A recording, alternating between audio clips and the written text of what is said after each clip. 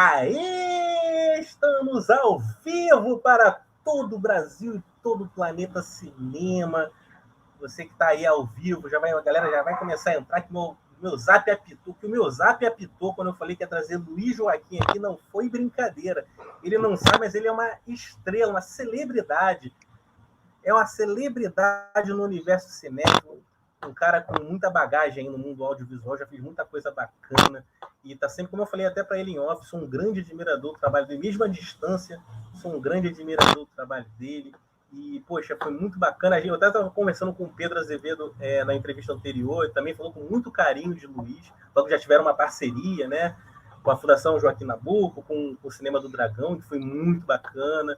E isso daí é muito bacana, essas parcerias que acontecem nesse universo audiovisual, porque o cinema é o que eu falo sempre aqui para todo mundo, né? Cinema todo mundo tem que dar as mãos, né? Ainda mais em momentos como esse, todo mundo tem que dar as mãos, tem que fazer a coisa acontecer. Alguém está aí já com a gente, Alisson Oliveira, do CineWeb, grande Alisson Oliveira, meu querido amigo, um dos grandes críticos de cinema deste Brasil e também um dos grandes noveleiros, porque o que vê de novela Alisson Oliveira.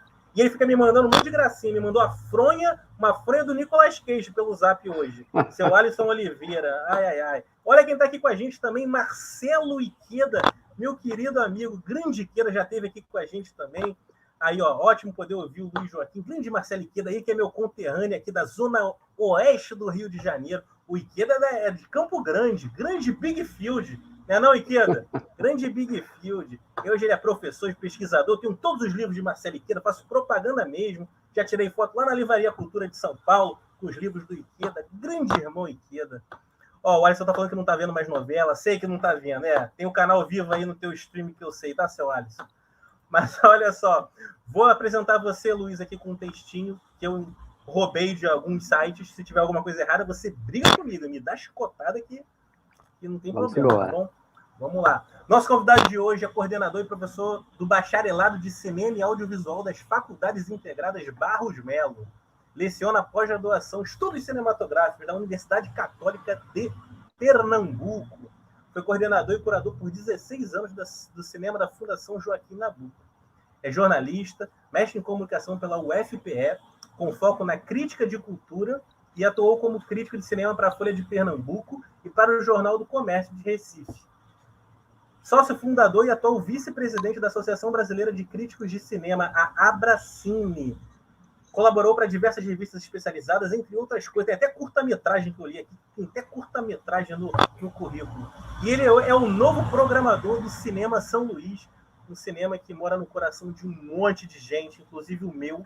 E eu vejo muitas fotos, fico muito emocionado com as filas, com aquela fachada, com tanta coisa bonita e quanta história bacana. Que esse cinema vai fazer 70 anos, se eu não me engano, agora em 2022. E o Luiz Joaquim, o convidado de hoje, tem essa missão aí. Eu tenho certeza que, nossa, vai trazer muita coisa bacana e agregar bastante para esse cinema. Luiz, muito obrigado pela presença, cara. Tudo bem com você? Tudo bem. Rafael, você é uma metralhadora, cara, é incrível. Cara, primeiro, agradecer bastante. Você tem um hall aí de dezenas de entrevistados. É um time de craques, né, do cinema. Eu acho que eu deveria ser um gandula nessa seleção. Não sei porque eu tô aqui, mas você me chamou, eu tô aqui. Tu é craque, rapaz, tu é craque, tu é ali, camisa 9, 10 ali, rapaz, deixa onda, cara. Temos muito que conversar, mas diga. Vamos. Não, deixa eu só fazer um ajuste aqui na tua apresentação, tem atualizações, né? Eu não tô mais como coordenador do bacharelado, eu entreguei essa função no meio do ano passado, continuo lecionando na UniaES, uma universidade privada aqui de Pernambuco, no bacharelado de cinema, e na Abracine, eu também não estou mais na vice-presidência. A minha gestão, junto com a Ivonete Pinto, figuraça competentíssima, foi de 2019 a 2021, né? Agora está o Marcelo Miranda, um outro ninja, né? E a Amanda Aúde de Salvador. Só isso, mas estava tudo certo e muito obrigado, cara. Feliz de estar aqui contigo. Show de bola. A Ivonete já esteve aqui. A Ivonete já Já teve teve? aqui também. Marcelo Miranda também. Já teve todo Olha mundo aí. aqui, ó. Já teve todo Pois mundo é, aqui. tem essa seleção e não é só isso, né, tem espectadores como o Alisson e o Ikeda, então eu preciso tomar cuidado no que eu vou falar aqui. Ai, daqui a pouco entram as celebridades aí. Essas celebridades do universo cinéfilo, de vez em quando eles aparecem ao vivo aqui. Mas eu sei que todo mundo assiste no offline. Daqui a pouco aparece mais gente aí. Seguinte, o Luiz, seguinte. Essa pergunta é uma pergunta padrão que eu faço para todo mundo. Eu queria saber como é que foi o seu início, né, nesse universo do audiovisual. Quando é que você bateu no peito e falou assim: eu vou escrever, vou pesquisar sobre cinema, você programador de cinema. E outra questão, sua família sempre te apoiou em todas as suas escolhas? Conta pra gente. Começar pelo final, viu, Rafael?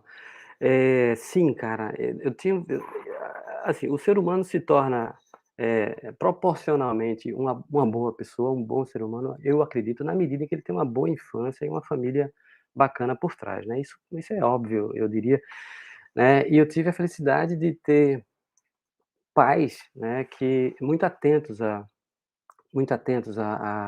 aos anseios, aos desejos dos filhos. Então, mas deixa eu te falar um negócio, eu estudei engenharia civil, né, eu tinha feito um 2º grau numa escola técnica federal aqui em Pernambuco, né, e naturalmente, eu fui para o campo da engenharia, que era o percurso, padrão. Lá no curso de engenharia eu me dei conta que eu estava completamente equivocado, né, mas aí, velho, só no 4º ano é que eu vim perceber isso, né. E já estava empregado, trabalhava numa empresa alemã, fazendo cálculos, sabe, enfim. Só que eu era um infeliz, um coitado, um zumbi medonho que odiava a vida. E vou ficar nessa para o resto da vida. E tomei essa decisão de sair dali, não sabia para onde ia, né, mas eu não ia ficar ali. Aí rolou uma treta com os velhos, né, meu pai eu já tinha carteira assinada, ganhava bem, com meu pai, né, minha mãe é sempre mais meu pai disse: "Mas como é que você vai fazer isso, velho?"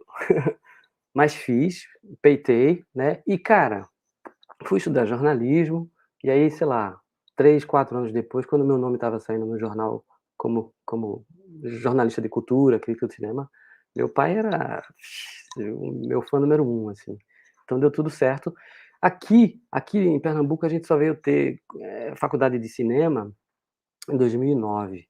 Então depois em 2015, nessa outra universidade privada que eu trabalho. Então assim, era fatal. Quem queria fazer cinema ou pensava em trabalhar com cinema de alguma forma, estudava jornalismo, né. Então, o Kleber Mendonça, enfim, sei lá, todo mundo, né. Quer dizer, aí tem os mais loucos ainda, Cláudio Assis, por exemplo, estudou economia, né, não sei se você sabe, mas enfim, e Olha por aí só. vai. Mas Essa a é a galera figura. estudava Essa é a pois é. figura. Então a galera estudava ou jornalismo ou publicidade, porque tinha uma relação com o audiovisual. E todo mundo chegou onde queria, né, Adelina Pontual, Lírio Ferreira, Paulo Caldas e aquela galera dos anos 90. No curso de jornalismo, meu plano era ser um fotojornalista, mas uma vez na faculdade, né, eu percebi que eu gostava de escrever. Eu já era um leitor voraz, né, mas não escrevia. E na faculdade tinha tinha que escrever, né. Descobri esse prazer, né. E como o cinema estava agarrado comigo desde a adolescência, da pré-adolescência, todas as minhas pautas da faculdade eram voltadas para cinema, né. E ali na faculdade eu tive uma turma também muito instigada, né, a gente resolveu fazer uma espécie de jornalzinho, que cada um cuidava de uma editoria, e e eu logicamente fui falar sobre cinema. E comecei a fazer as críticas dos filmes que estavam estreando no Recife, né. O jornal não seguiu era um jornal que circulava só na faculdade, lógico, né, não seguiu por muito tempo, né, mas eu continuei escrevendo e colocando as críticas, num painel lá na universidade. Aí achei que estava ficando pedante, tirei, só que aí começou a chegar um, outro dizendo: "Pô, Luiz, continua, velho, era massa, não sei o quê". Tomei esse gás, acabei indo parar no Jornal do Comércio, primeiro como estagiário, depois contratado, depois fui convidado para a Folha de Pernambuco, E esse trabalho de crítico me deu uma visibilidade, né, que me fez chegar no cinema da Fundação. Eu também trabalhei como estagiário lá em 1998, né, quando o cinema estava começando, o cinema da Fundação Joaquim Nabuco, né, e depois que eu me formei, a diretora de cultura me convidou para dividir a função com o Kleber Mendonça. Ela muito sagaz, né, ela entendia que era interessante ter alguém para ser um interlocutor com o Kleber. E, enfim, e essa pessoa fui eu, e aí a gente fez uma história bem bonita, eu falo sem pudor, ali no cinema da Fundação. Essa é a síntese, cara. Pô, show de bola, cara, show de bola. Grande Kleber Mendonça Filho, querido Kleber. Tô tentando trazer ele aqui, mas tá difícil, tá difícil. Mas uma hora eu consigo. Eu sou uma pessoa persistente. Todo cinéfilo é persistente. Eu sou persistente com o Nicolas Cage, procurando os filmes dele, os filmes que ele faz bem, assim, eu faço, né? Sou persistente. Eu vou chegar lá, ainda chego lá, mas ninguém vai fugir de mim, não. Todo mundo vai aparecer aqui. Mas seguinte, então, ô Luiz, você foi, cara, no ano que o São Luís faz 70 anos, você assume esta cadeira, que eu falo sempre que é a cadeira, né? Tipo, como se fosse um rei, tá ali nessa gestão do cinema, essa parte de programação. Como é que surgiu esse convite? E assim, você pretende criar muitas novidades ao longo de sua gestão? Já está pensando em alguma coisa? O que você pode falar para a gente desde o momento do convite e até o que você já está pensando? Assim? Conta um pouco para a gente. Pois é, a minha entrega, né, da coordenação do bacharelado tem a ver com essa transição também. O que aconteceu? O programador responsável o Geraldo Pinho, né, pelo Cinema São Luís aqui do Recife, ele faleceu. Foi uma tristeza, todo mundo foi pego de surpresa. Geraldo tinha 70 anos, 69, alguma coisa assim. E ele é uma pessoa muito generosa, muito querida, né? É dessas pessoas que, tipo, você adota como o irmão mais velho, o pai, assim, porque sendo a filiação relacionada com cinema, tá? O cara era apaixonado, enlouquecido por cinema, né? E ele dizia que ele não era um cinéfilo, ele dizia que era um cinemeiro. Que danado é um cinemeiro? Cinemeiro é o cara que o grande prazer da vida dele é estar sentado num auditório, numa sala de cinema, né? Então ele dizia que ele era isso, e daí você imagina, né? A vida do cara era o Cinema São Luís. Antes ele já tinha feito história num outro espaço aqui chamado Cine Teatro do Parque, né? Que também é uma sala com mais de 800 lugares, que é de 1915, né? E ele tornou essa sala popular no Brasil, conhecida no Brasil inteiro nos anos 90, porque ele bolou uma sessão de R$ 1 que virou um fenômeno. A Carla Camurati, ela fez questão de lançar o Carlota Joaquina aqui no Recife, no Cine Teatro do Parque, né? E ela veio, tal. Enfim, o Geraldo era uma grande escola para todo mundo. Eu próprio bebi dessa fonte, né? E me tornei um amigo dele. Aí, putz, o cara deixa a gente né, e abre um buraco gigantesco ali no governo do estado, que o Cinema São Luís é do governo do estado de Pernambuco, né, desde 2010, 2009. E aí, assim, o presidente da Fundação do Patrimônio Histórico e Artístico de Pernambuco, que chama a Fundarp, né, que é a mantenedora do Cinema São Luís, entendeu que eu seria essa pessoa para substituir o Geraldo Pinho. Algumas outras figuras, né, do segmento, da área aqui de cinema no estado, também tinham conversado e sugerido meu nome. No final de dezembro, ele me chamou para uma conversa, o Marcelo Canuto, o presidente da Fundarp. Eu tremi na base, mas aceitei, né, porque é algo que, putz, é tesão puro, né, trabalhar, programar numa sala de cinema, considerando o meu histórico lá na fundação, era um negócio que, pô, você também já passou por essa área, cara, você sabe como é feliz, assim, você colocar um filme em cartaz, uma galera se organizar para ir ver o filme, ter sei lá, ter prazer indescritível vendo esse filme e depois ficar falando uma semana no bar, sabe, com a namorada, com um amigo, sei lá o quê. Ou seja, você faz uma cultura existir, né, a partir de um movimento seu, assim. Isso é muito gratificante, assim, você, enfim.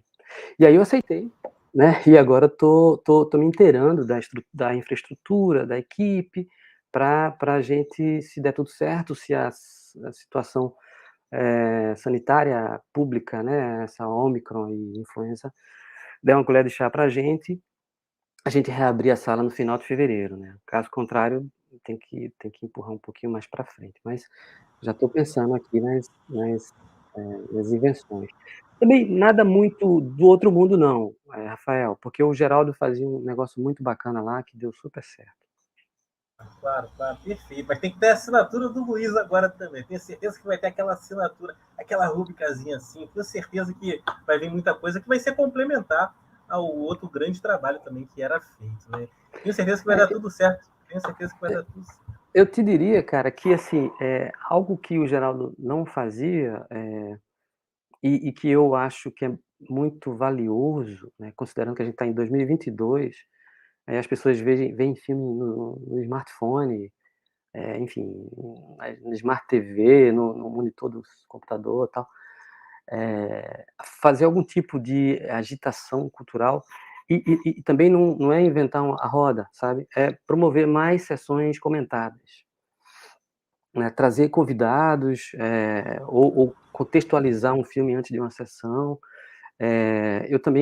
Eu acho muito interessante apresentar uma filmografia de 20, 30 anos atrás, né, que a galerinha que nasceu há 20, 30 anos atrás não conhece, e são filmes, enfim, tem um leque, tem um oceano aí de filmes incríveis, né, absurdos, lançados há 20, 30 anos, que não circulam mais. Na verdade, alguns canais de streaming, né, o Mubi, por exemplo, a Mubi, eu nem sei,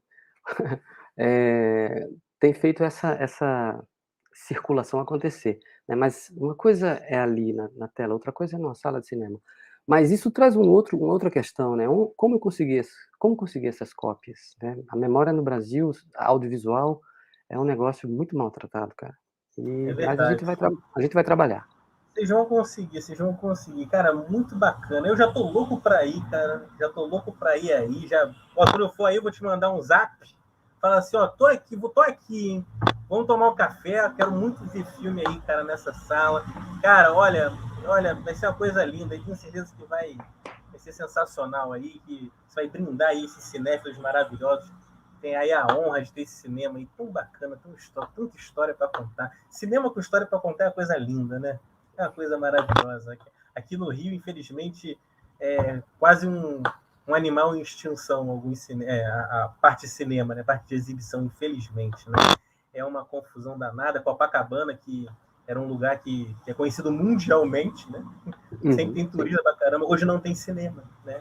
Já teve mais de 10 cinemas, né? No bairro de Cara, Copacabana. Então, é muito triste. eu fico, assim, a gente quando para e pensa um pouco, a gente compreende porque essas coisas aconteceram, né.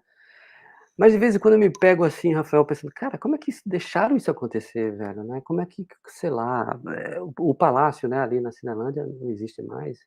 Eu Não, indo cobrir o Festival do Rio, eu tive a alegria, o prazer de ver filmes ali no palácio.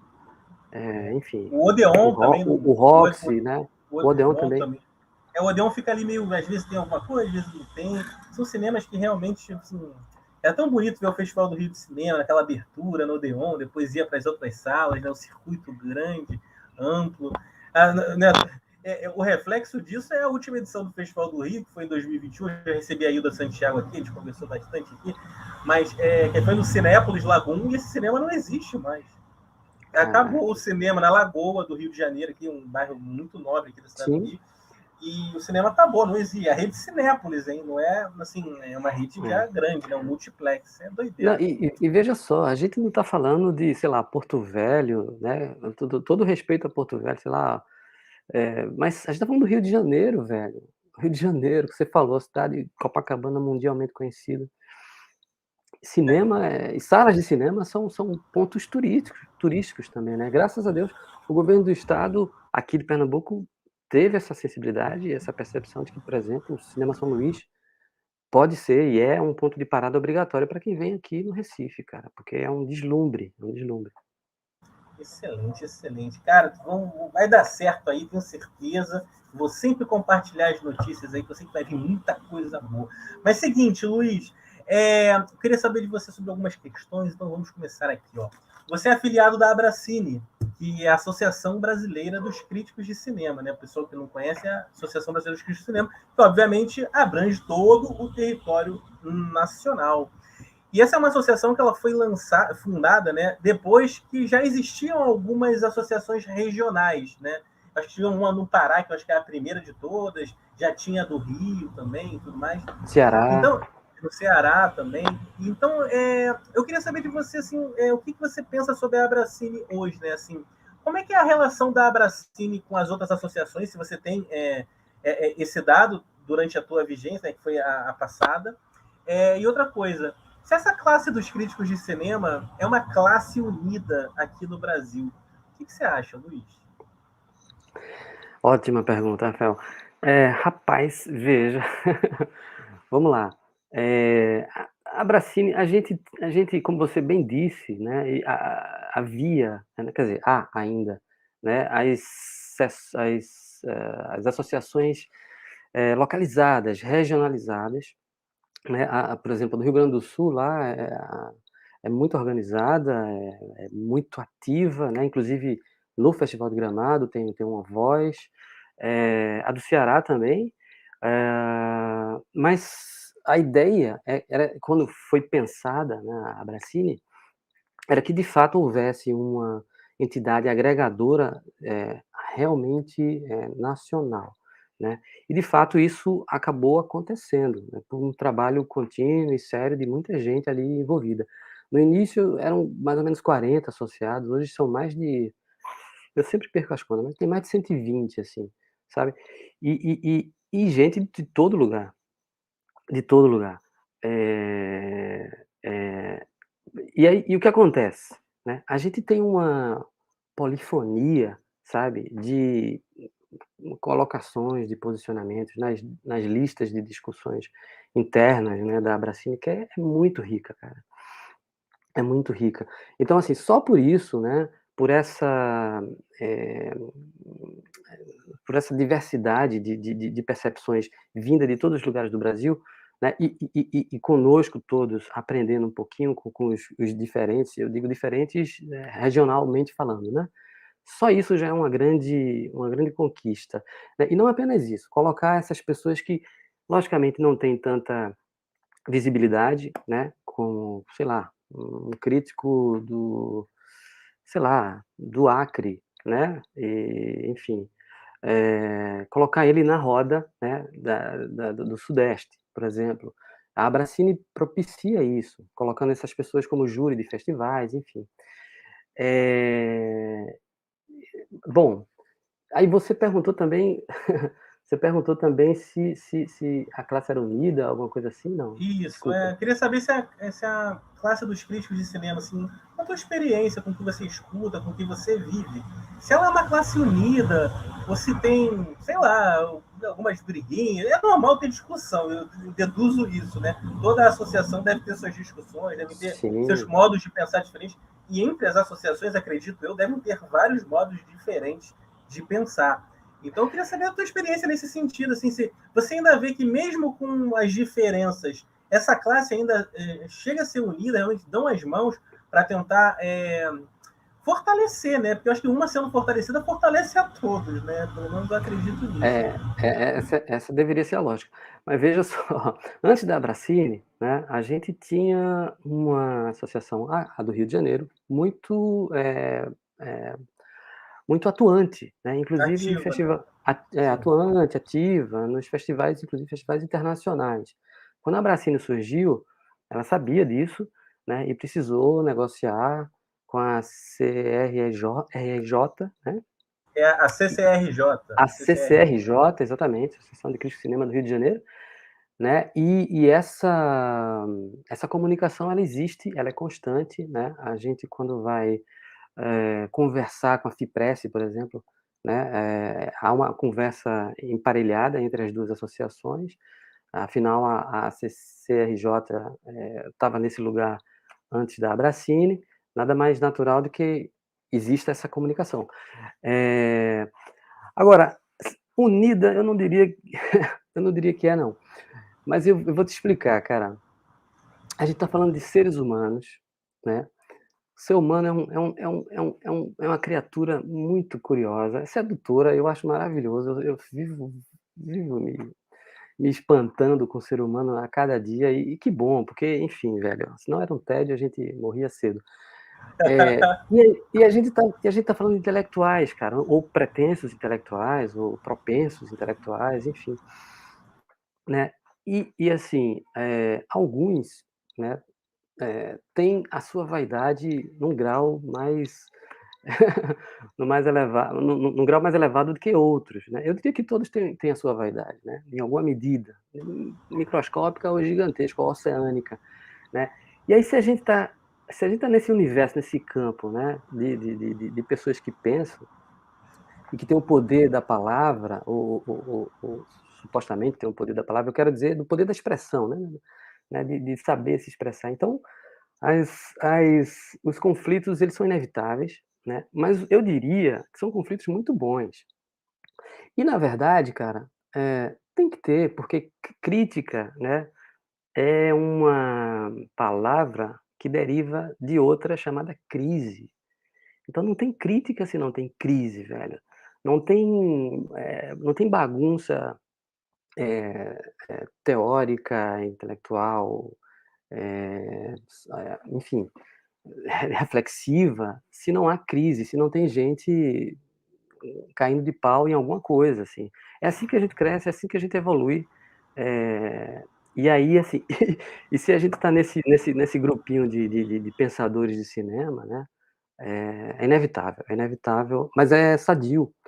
A coisa fica a coisa fica, desagradável, né, quando, lógico, em qualquer campo, né, quando sai do questionamento intelectual, do pensamento, para outro tipo de conflito, que aí, velho, e a gente está vivendo num país muito, tensionado, né, então isso, por um fio, essas coisas passam do limite, assim. Não, com Mas certeza. é Eu isso. acho que assim, eu sei muita história, como eu te falei, eu sou um absorvedor, eu absorvo muita história. Você viu pela lista de convidados que eu conheço muita gente, eu conheço muito mais gente que ainda vai chegar aqui nesse programa, ainda vai vir aqui. O meu banquinho lá do Joia, o Luiz, me contavam tantas histórias, me contavam todas as histórias, e obviamente que eu sei também quem são os personagens de determinadas histórias. Mas é aquele negócio que eu sempre falava para todo mundo, quando me vinham com questões sobre Abracine e etc e tal. Eu falo que eu acho que todo debate é válido, né? Todo debate é válido. A gente, como você mesmo falou, a gente tem que absorver as coisas positivas disso, argumentar, claro, numa linha de educação, né? Sem extrapolar, etc e tal, mas tentando pensar de uma maneira unida, porque, como eu falo, uma associação ganhando, acho que a outra ganha também, né? Não só aqui abrange a todo mundo, uma regional, não sei o que, foi a primeira, então, mas de alguma forma acho que tem que ter uma união, porque a arte precisa disso, né? O movimento audiovisual, eu gosto de usar esse termo, precisa disso, não só no campo da crítica, mas em outros campos também que têm os seus problemas, né? Campo da produção, as panelinhas que existem, em relação a um Isso, monte de coisa. Então, assim, todo mundo claro. precisa se unir, né? Eu falava que o meu banquinho lá do Jó era a sessão de terapia lá, Luiz.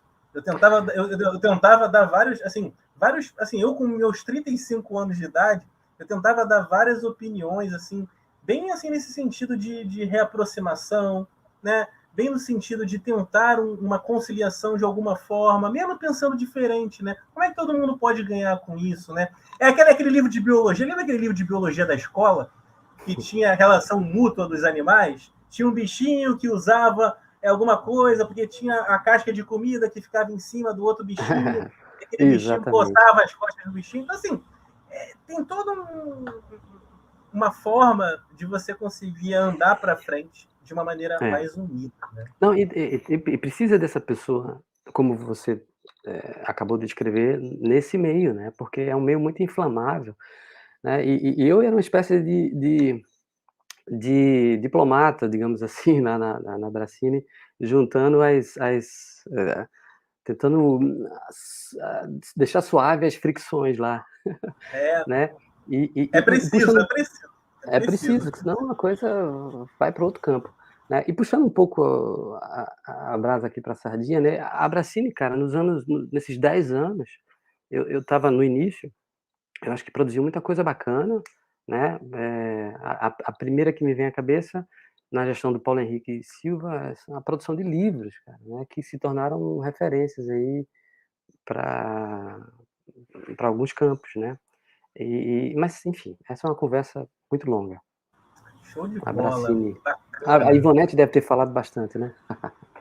Falou bastante. Depois o pessoal pode ir lá acompanhar. Foi bem interessante essa questão lá com a Ivonete, também com o Marcelo Miranda, que é o atual presidente da Abracine.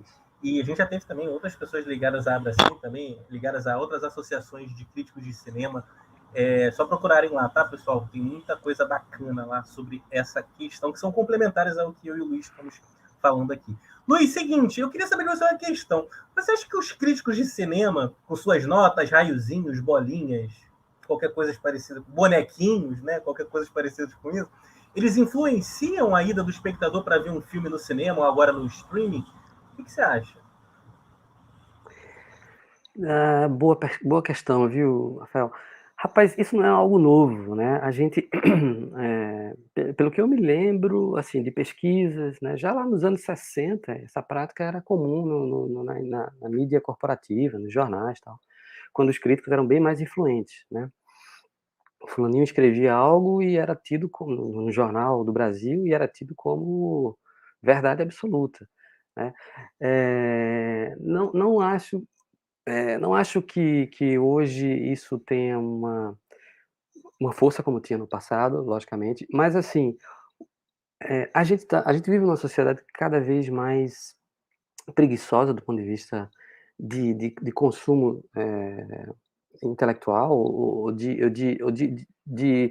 exercício de reflexão, assim, né, e quando um veículo coloca essas estrelinhas, bonequinho sentado, dormindo, se levantando, indo embora, sei lá, é uma imagem, é uma iconografia muito forte, né, que acaba induzindo muito rapidamente o leitor, sei lá o quê, para uma resposta que não é a totalizadora, né.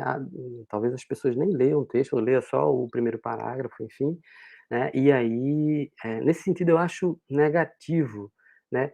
E aí num certo sentido, acaba influenciando sim, mas não de uma maneira determinante para definir o sucesso ou o fracasso do filme. Hoje em dia não mais, né.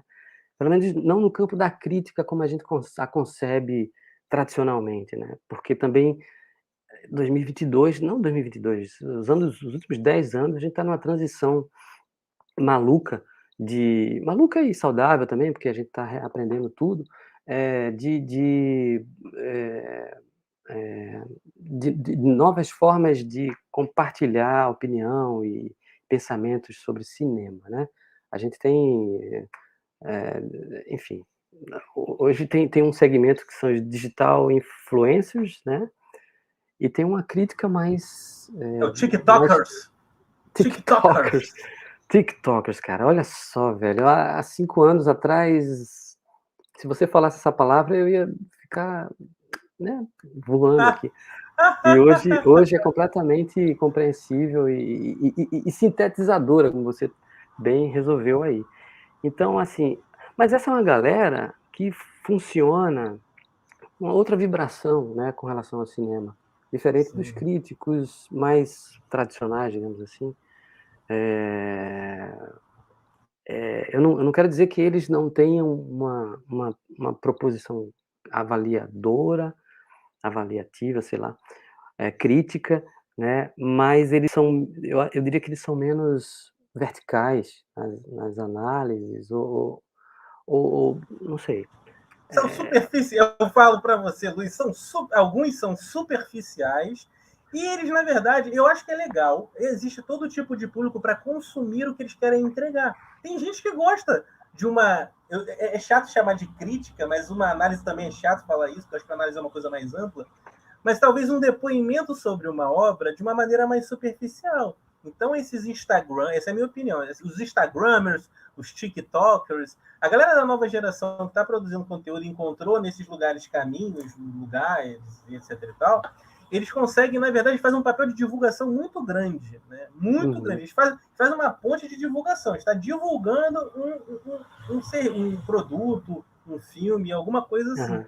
Mas é óbvio que, assim, na minha visão, a maioria deles não tem, deles e delas, né? Tem um monte de gente fazendo, homens e mulheres fazendo isso e ganhando dinheiro com isso.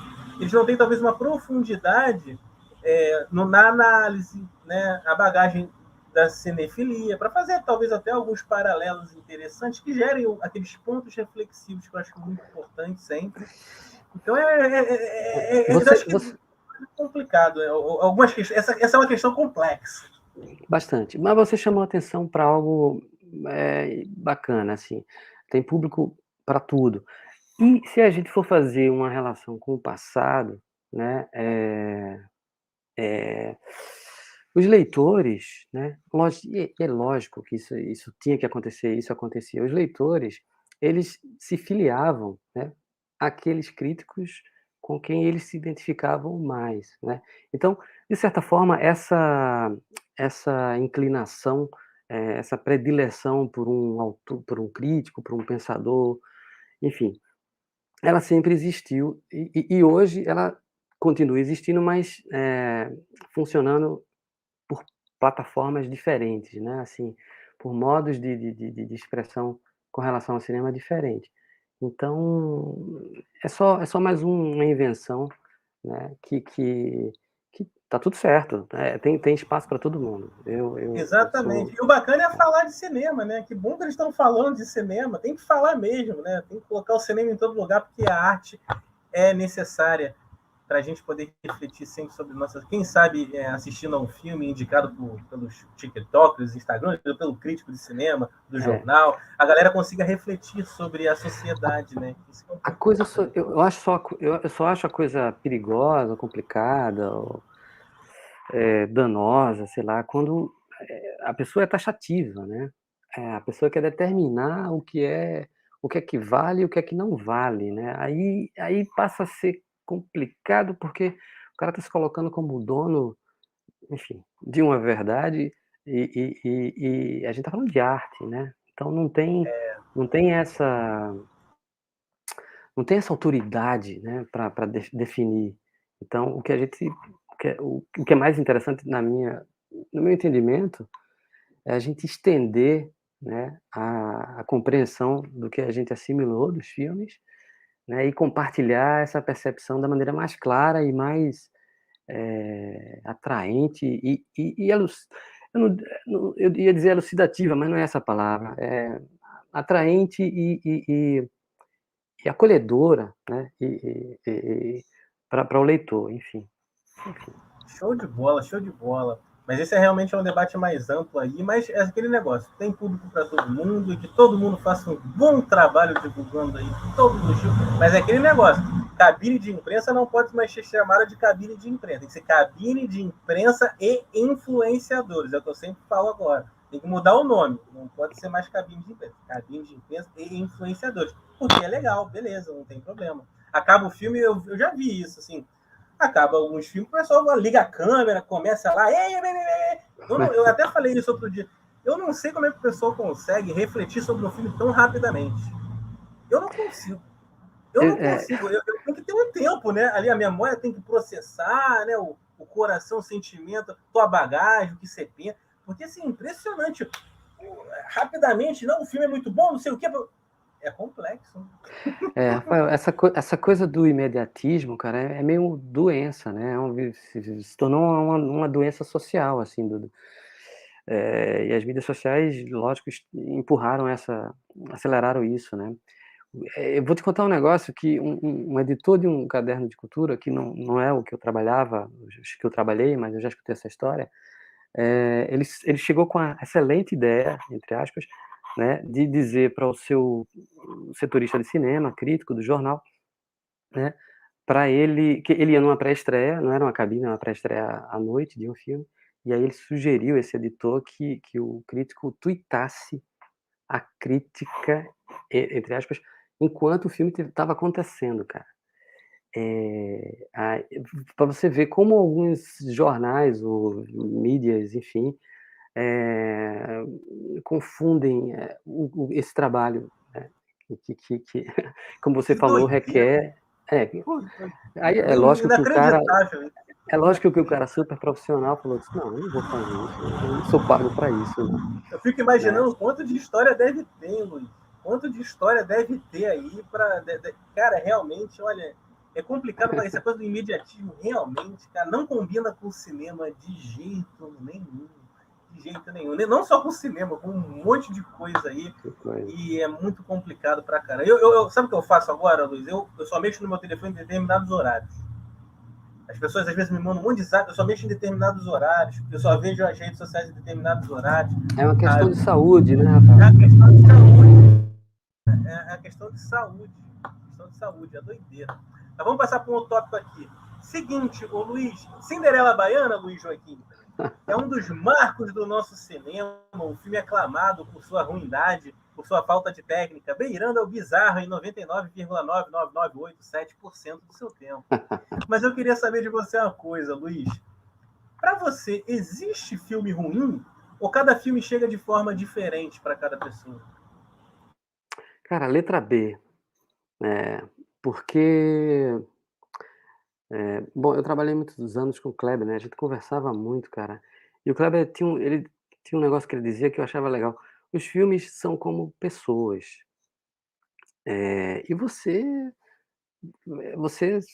tem uma energia com uma pessoa que você não explica, positiva, né, e tem uma energia negativa com outra pessoa, não é nada. A outra pessoa que você deu ruim é uma pessoa do bem, legal, mas você, enfim, essa mesma relação acontece com os filmes, né.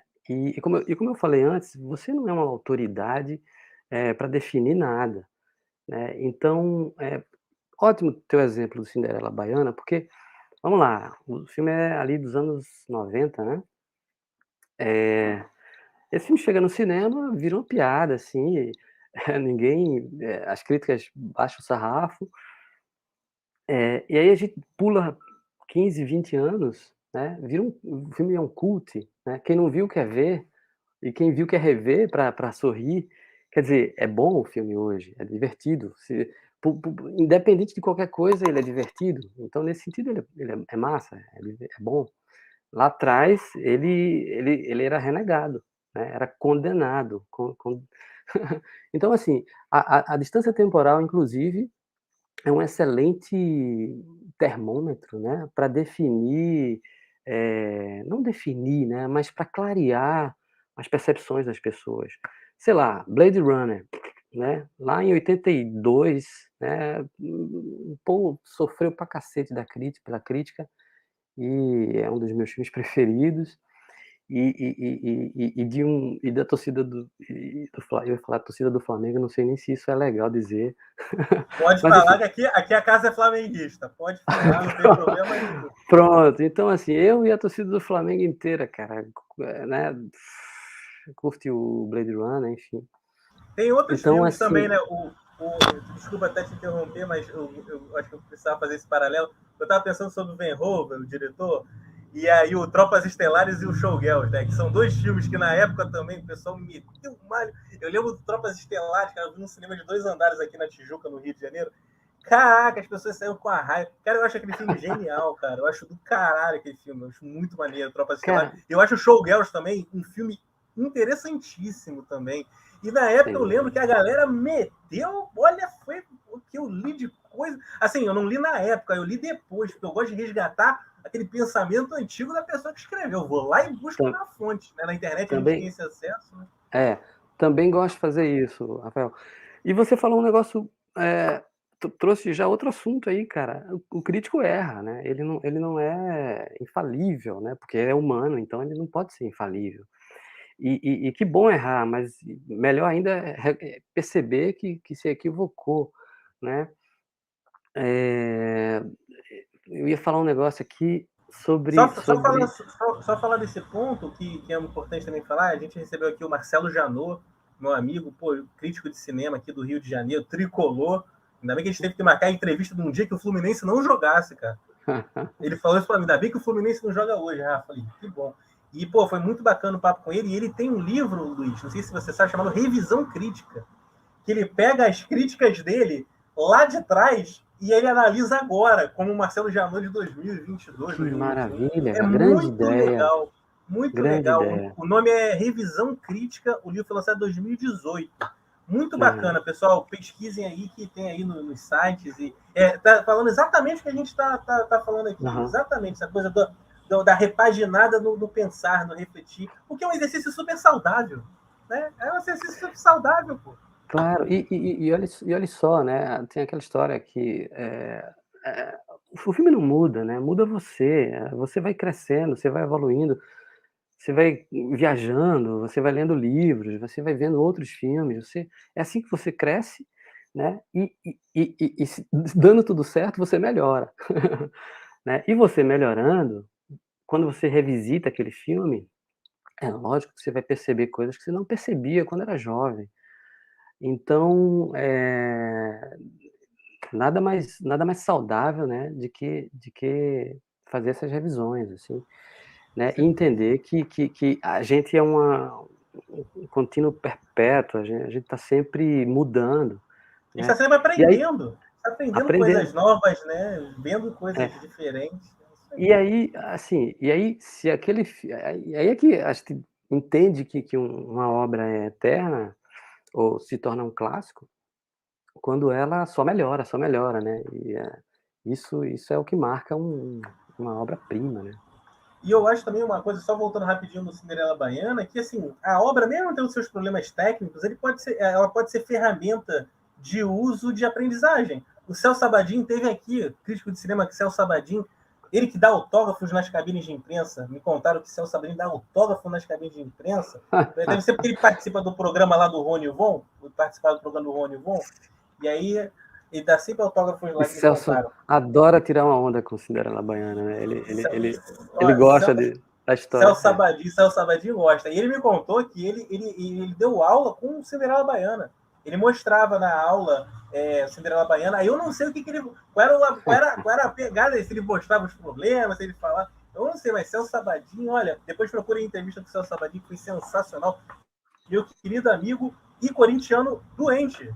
Corintiano doente, sabe tudo sobre o Corinthians também, grande Celso Sabadin. Ô Cara, Luiz, Celso, seguinte. Mas fala, só diga, para diga. fechar o Celso, cara, aqui no Recife, né, enfim, eu consumia as críticas dos críticos locais, dos jornais locais, eventualmente lia alguma coisa do Jornal do Brasil, do Estado de São Paulo, tal, né, e via, sei lá, Bandeirantes, não tinha TV a cabo nos anos 80, via TV Bandeirantes, e aí o Celso, cara, era transmitido para o Brasil inteiro, né, então ele foi referência para muita gente, inclusive para mim, no país inteiro, né, essa figura muito querida. Pô, que bacana. Grande Celso Sabadin tá sempre lá no Facebook com suas questões polêmicas e engraçadas. Meu querido amigo Celso Sabadin, grande honra ter esta amizade de muitos anos com esta lenda. Lenda. Eu falo para ele que eu persigo o Celso Sabadin há anos já. Muitos anos. Meu querido amigo Celso Sabadin, um cara que eu admiro demais, demais, demais. Depois vocês procurem, pessoal, a entrevista com o Celso, que olha, foi muito engraçado. Não percam, não percam, não percam. Tem outros críticos de cinema que eu adoro. O caso Alberto Matos esteve aqui também, Carlinhos esteve aqui, deu uma aula Carlinhos. sobre documentários, a criação do É Tudo Verdade, né? Tem toda uma questão ali também com o Carlinhos. Carlinhos é um grande fã ali desse grande festival, né? Muito bacana, que Putz, teve até teve até de forma gratuita, né, online, por conta da pandemia. Deu a oportunidade de a gente ver vários filmes bem bacanas, até o provável indicado ao Oscar de melhor documentário, Flea, o dinamarquês, que é espetacular, um filmaço, uma animação espetacular. E o pessoal pensa que é, a animação é técnica, né? Mas o pessoal pensa que é gênero, né? Mas é a técnica, pessoal, né? É um filme de isso. drama e tal. Mas é muito bacana. Depois vocês procurem aí nas entrevistas que vocês vão encontrar. Luiz, seguinte, eu queria saber de você uma questão sobre. Eu converso muito aqui com produtores, com programadores. Existe ou existiu a lei do curta? Não sei se você já ouviu falar. A lei do curta, né? Que não entrou em vigor e que há várias interpretações para ela, né? Que é pior ainda. O mercado exibidor, na minha modesta opinião, em grande parte, inclusive, finge que ela não existe. Ou que nunca existiu. Eles querem saber o curta lá do outro lado e eu aqui. Entendeu? O campo de futebol estão lá no outro gol e eu tô aqui. Mas eu queria saber de você uma questão.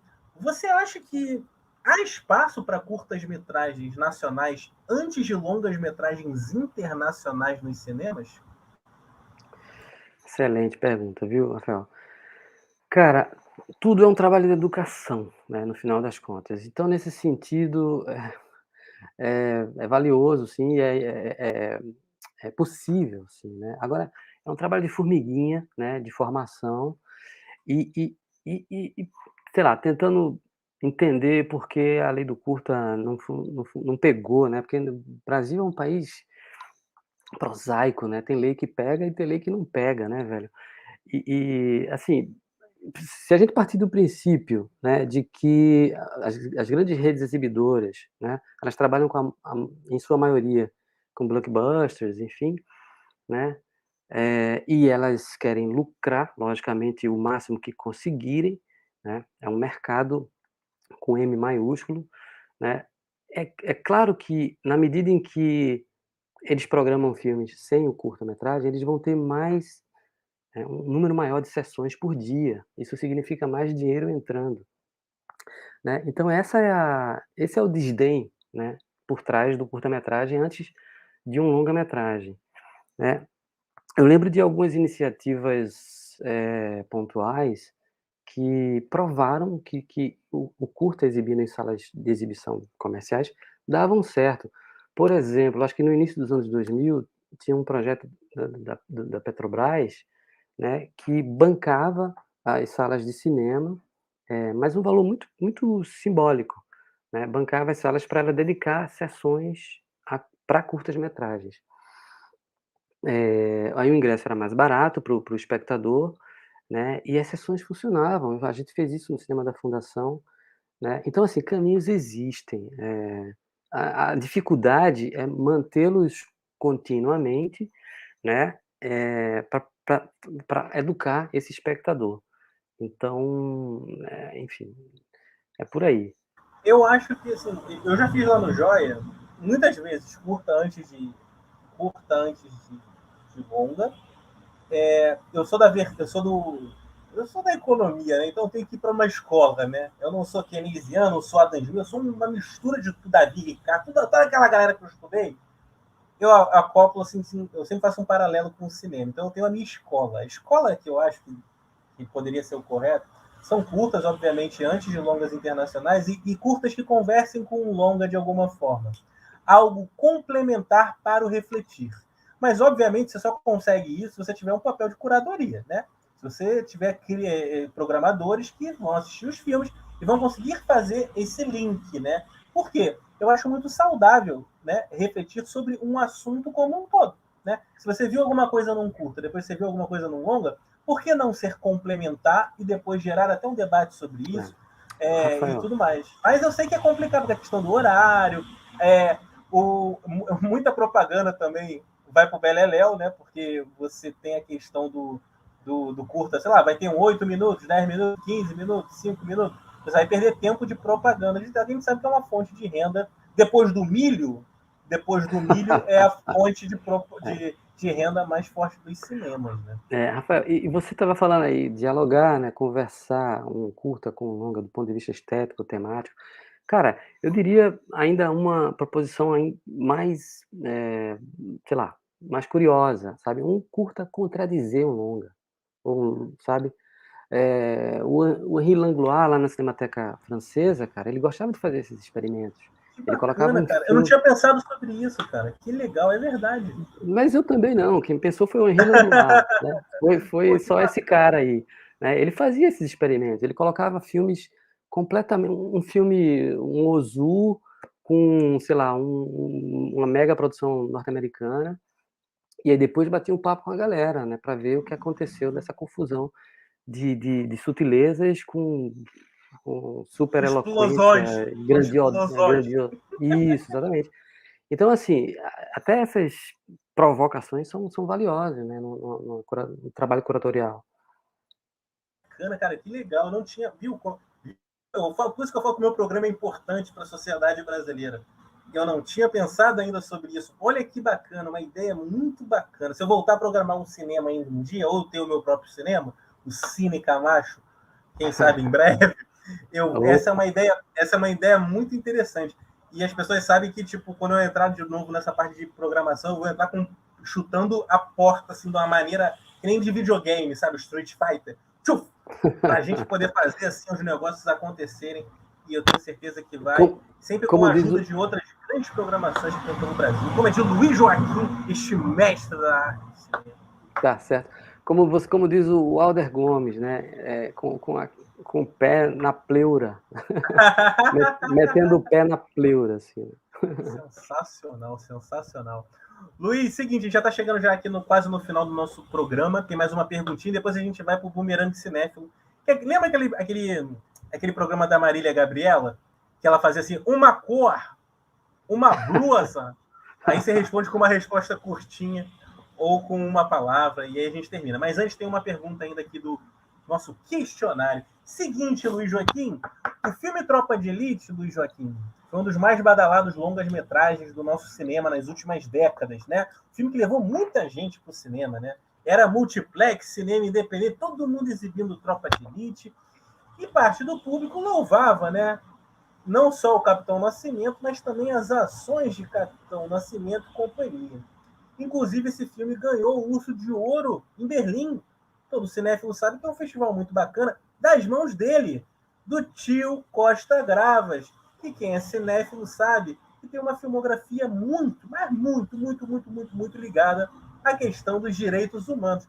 Então, assim, como bom matemático, assim, acho que a equação acaba não fechando nisso tudo que conversamos. E na cabeça de algumas pessoas, Luiz, acham que esse filme, de alguma forma, né, depois do que aconteceu, né, o governo que entrou, ele pode ter acendido uma chama fascista no povo brasileiro.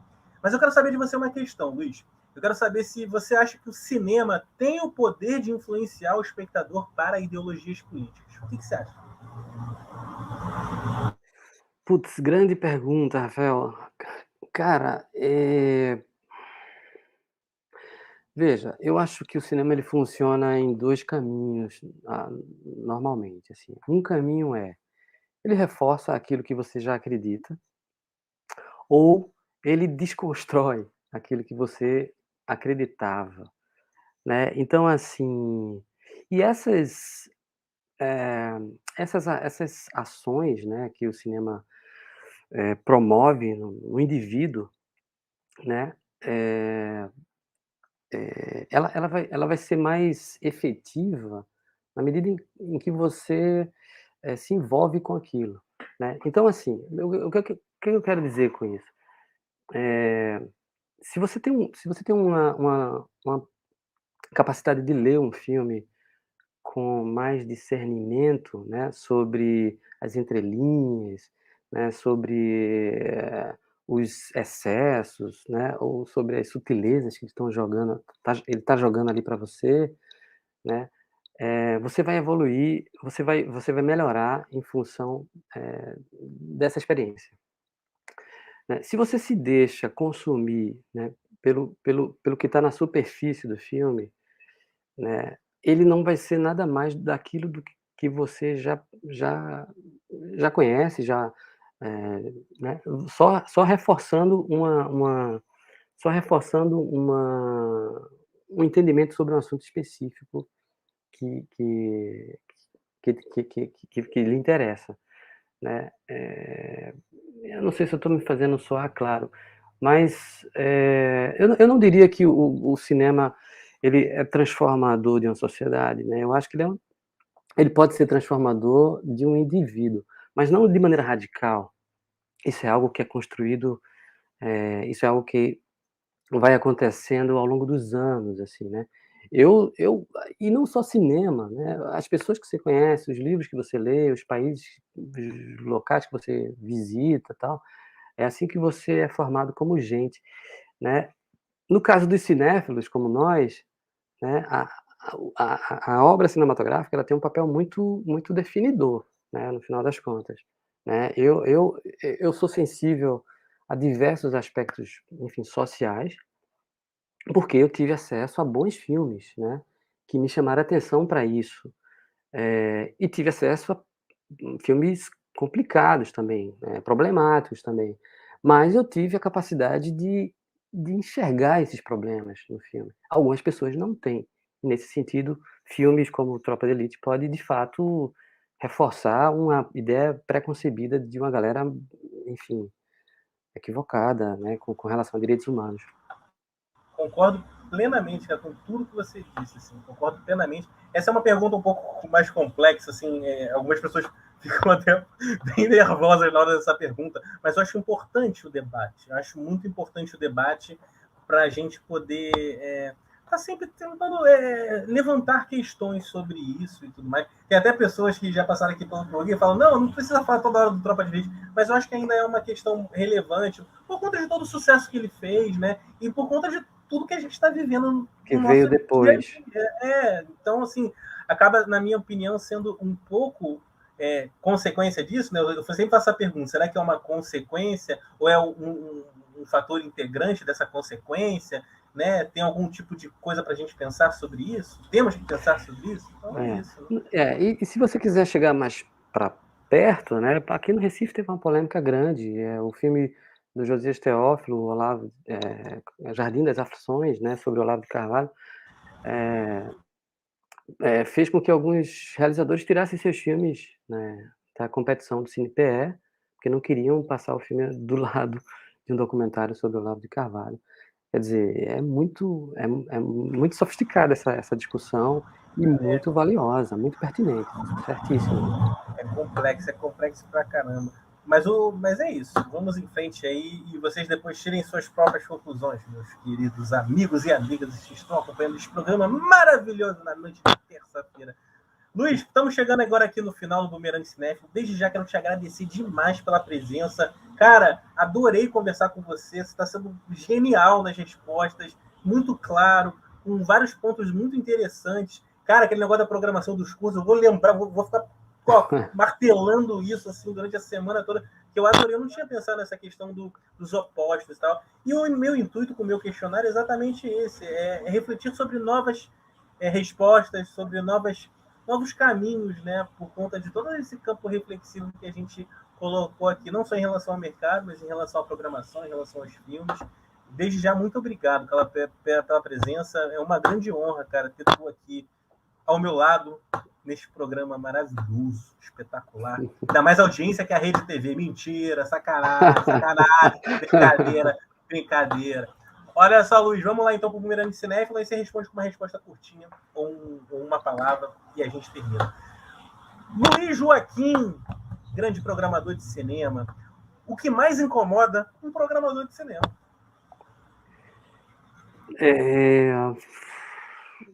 Olha, quando você se torna um profissional, você sabe que algumas coisas podem ser feitas e outras não.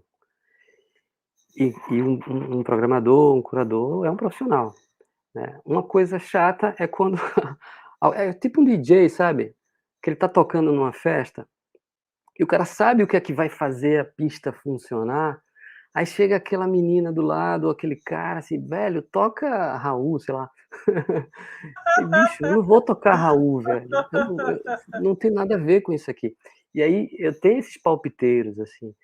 Mas assim, é claro que você precisa estar aberto aos palpiteiros, mas alguns passam do limite, isso é meio chato. Show de bola. O Pedro respondeu que quando o DCP não chega, quando há algum problema técnico na sessão que ele marcou, ele falou que Ah, fica desesperado. Falou, meu Deus, fico desesperado quando não cara, não, chega o filme, quando há algum problema isso técnico. isso aí já tá no campo do desespero, cara, porque assim, Deu não quarta-feira, não chegou, né? Deu quarta-feira, o filme não chegou, ferrou, né? Ferrou. não é nem chato, é desespero, velho, porque, assim, eu que trabalhava lá no cinema da fundação, assim, uma coisa muito clara, tipo, sabe, show business, o show não pode parar, e assim, quando tinha que cancelar uma sessão ou alguma coisa assim, por qualquer motivo que fosse, dava uma tristeza imensa. Não, é terrível. Eu vou contar uma história rapidinho aqui, que a gente já estourou o tempo, mas é muito engraçado, aquela do Joia, eu programei um filme chamado Que Mal Fiz a Deus. Tá? Um filme que o bonequinho dormiu, uma confusão do caramba. Eu falei assim, caramba, vamos fazer o filme acontecer. Lotou o cinema, foi muito lindo. E uma pessoa literalmente se cagou de rir no cinema. O filme era tão engraçado que a pessoa se cagou literalmente. E tivemos que cancelar, obviamente, a sessão para a limpeza do ambiente. Então, assim, tem coisas que acontecem. Cara, Aí depois as pessoas ficaram meio culpando. Eu falei, como assim? A pessoa, o meu Rafael, objetivo foi cumprido. A pessoa cara, se cagou de rir. talvez a maior vitória de uma comédia, de um filme humorado, cara, fazer alguém se Não é? cagar, velho. Pô, então, a pessoa se cagou de rir. E até hoje ninguém sabe quem é a pessoa. Que a pessoa saiu de fininho no meio da multidão. Mas ficou lá a situação lá, mas depois o cinema voltou. Mas vamos em frente aqui. Luiz Joaquim, indica um filme brasileiro que você acha que muitos não viram, mas ele é ótimo. Cara, na minha geração, tem um filme chamado Viagem aos Seios de Duília, né, do Carlos Hugo Christensen. O Christensen é um sujeito, um argentino, radicado no Brasil e esquecido, né? Quer dizer, há 5, 6 anos, talvez, acho que o Eugênio Pupo fez uma mostra aí no Rio. Eu tava, olha só que coisa, eu tava no Rio para entrevistar o Schwarzenegger, velho. Ele tava, nem sei qual era o filme, né? E aí eu corri, depois da entrevista eu dei uma carreira, fui pro Banco do Centro Cultural Banco do Brasil para ver uma palestra lá sobre o Christensen, né? E recentemente eu acho que o Cavi, Super Cavi, estava disponibilizando os filmes do Christensen online. O Cine Brasil TV era uma rede que exibia, e foi por lá que eu conheci. Também conheci tardiamente, em 2007, ou seja, já era um profissional. E Viagem aos Seios de Duília, eu acho um tesouro, cara, sabe? Um filme que, sei lá, vou exagerar aqui, mas se o Bergman visse esse filme, ele ia olhar com carinho, sabe, para esse filme. É muito, Caramba, é eu não vi, muito não. delicado. Vou anotar aqui, cara. Vou anotar a dica. Quero Cara, muito ver. é absurdo. Eu acho esse filme, sei lá, o Morangos Silvestres aí do cinema brasileiro. Caramba, e É. se fosse manchete de jornal amanhã, Luiz Joaquim fala que morango e silvestre brasileiro existe. Pois é. Ô Luiz, seguinte, na sua infância e adolescência, em qual cinema você mais assistiu filme? Cara, o São Luís, né? Olha só que coisa, né? Que agora eu tô cuidando da programação. Porque o São Luís, assim, na minha infância não tinha multiplex. E aí os cinemas eram também os cinemas de bairro já tinham estavam acabando, né? Então eram os grandes cinemas do centro do Recife, né? E o São Luís, por ser aquele palácio, a Menina dos Olhos do Grupo Severino Ribeiro, né, eles cuidavam muito da programação. Ou seja, ali nos anos 80 ainda tinha umas pornochanchadas e tal, muito filme de porrada, né? Hollywood só produzia porrada nos anos 80. E aí eles reservavam os filmes mais bacanas e os filmes de família, infantis, assim, no São Luís. Então era lá. Show de bola, excelente. Lá no meu questionário eu vou fazer só esse mais esse parênteses, que o papo tá muito bom, vou fazer só esse parênteses. Eu fiz um questionário, o Luiz participou desse questionário, se eu não me engano, com vários cinéfilos de todo o Brasil. Eles respondiam algumas questões, foram mais de 500 cinéfilos do Brasil e do mundo que participaram, foi muito bacana e vai continuar ainda, vamos chegar à edição número 1000. E o Kleber Mendonça Filho participou desse questionário, eu mandei para ele mandou tudo em áudio pelo Facebook, foi uma série de áudio do Kleber. E ele contou uma história muito engraçada no cinema, que foi a cópia de Rambo, se eu não me engano, que deu problema numa sala, era rolo, foi uma confusão do caramba. Tá lá no blog do Guia do Cinema, depois quem quiser dar uma lida lá, porque foi muito engraçado ele contando essa história com a cópia de Rambo, se eu não me engano, foi no cinema São Luís também. Esse cinema, ó, pra você ver quanta história tem, pra você ver quanta história tem esse cinema. É isso aí. Cara, lembrei de uma outra historinha, né? Você falou aí do cara que se borrou, da mulher, sei lá, que se borrou no Joia, né? Aqui no São Luís também tem uma história folclórica aí de que antes do filme ser projetado, apagam-se as luzes e acende as luzes dos vitrais, né? Que é um negócio deslumbrante, assim, fica nas laterais da tela, né? E aí tem uma história de uma pessoa que estava pela primeira vez no São Luís, ela não estava esperando aquilo, ela estava mal intestino, cara. E ela tomou um susto com os vitrais acendendo, e foi também bom. Vamos parar, né? Tá muito escatológico essa conversa. O pessoal não sabe as loucuras que acontecem, né? As coisas, as peculiaridades que Os acontecem no nosso bastidores, bastidor, né? Tem que ter um livro de histórias aí que vai ser muito interessante. Agora, Luiz, a última pergunta para a gente encerrar é uma pergunta diferente, é a pergunta mais difícil do nosso questionário. É uma pergunta muito, muito diferente. As pessoas se assustam um pouco, mas você, como é cinéfilo, tenho certeza que você vai saber responder pelo menos um filme desta figura. Eu quero saber, Luiz Joaquim, para a gente encerrar esse programa, essa noite agradável, antes do paredão do Big Brother Brasil, que a minha irmã só fala disso, minha família só fala disso o tempo todo, enquanto eu falo disso também, eles falam do Big Brother Brasil, que é o seguinte, Luiz Joaquim. Qual é seu filme favorito com Nicolas Cage?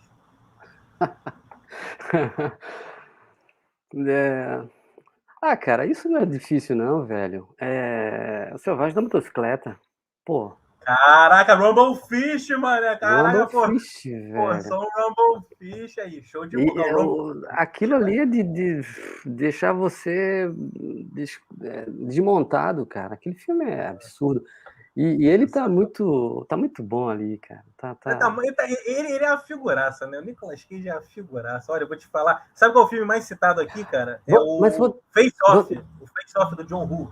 A outra face. Sim, mas vou dizer aqui o meu segundo melhor. E aí ele tem a participação mais presente, assim. É Bird, do Alan Parker. Maravilhoso. Asas da Liberdade. Asas da Liberdade. Matt Modine, né? Matt Modine, querendo ser um passarinho. Cara, e ele todo enfaixado ali, com o Matt Modine, é uma pietá, aquilo. Aquilo é lindo, velho. É sensacional, lindo. Sensacional. O pessoal aqui cita o Brian De Palma, né? O Olhos de Serpente, né? Que ele fez também. O Coração Selvagem do Lynch. Putz, tem o Scorsese também lá, que é um filme que merece uma revisão, né? Que Vivendo no Limite. Vivendo no Limite, isso. Enfim. Ele trabalhou com todos os diretores aí, vários diretores fodas, né, cara? Mas ele realmente tem alguns trabalhos que deixam muito a desejar. Mas o Nicolas Cage... Não, e agora ele voltou com o Pig, né? Ele e o Porquinho contracenando, e elogios de muita gente e algumas pessoas ainda pegando no pé dele. Mas, Luiz Joaquim, quero te agradecer demais. Estamos encerrando aqui o nosso programa. Cara, foi sensacional. Muito, muito, muito, muito, muito, muito legal. Cara, muito obrigado por esse presente que foi essa entrevista, cara. Muito obrigado mesmo, cara, de coração. Que é isso, Rafael. Te agradeço, cara. Um divertidíssimo aqui trocar essa ideia contigo, cara. Parabéns, viu, pelo trabalho.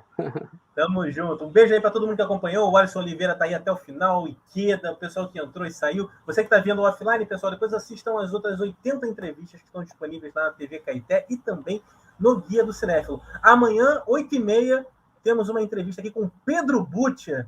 Muito bacana, vai ser muito, muito, muito legal. É um pesquisador de cinema que sabe tudo sobre estatística, sobre mercado. Vamos conversar sobre várias questões, vai ser muito, muito, muito, muito legal. Eu já fiquei sabendo que ele era fã da programação do Joia. Então vai ser muito, muito bacana, vai ser muito divertido. Fiquem com Deus. Luiz, fica com Deus.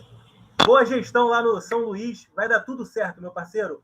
Força, obrigado. Precisa de pessoas como você, cara. Precisamos de pessoas como espero você aqui no Recife, Rafael. Quando eu for, vou mandar um zap. Agora eu tenho o teu zap. Vou mandar um zap para o Luiz quando eu chegar aí.